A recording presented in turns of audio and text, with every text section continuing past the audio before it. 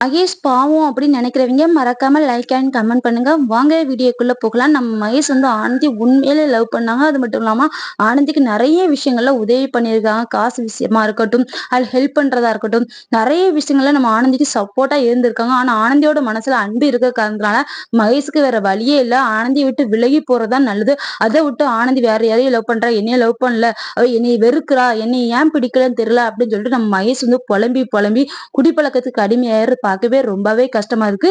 அது மட்டும் இல்லாம அன்பும் பாவம், ஆனந்தியும் பாவம் 3 பேருமே கஷ்டம் தான் பட்டுட்டு இருக்காங்க. மகேசார ஏதோ ஒரு விதத்துல நம்ம காயப்படுத்திட்டோமோ அப்படின்னு சொல்லி அன்பு நினைக்கிறாரு.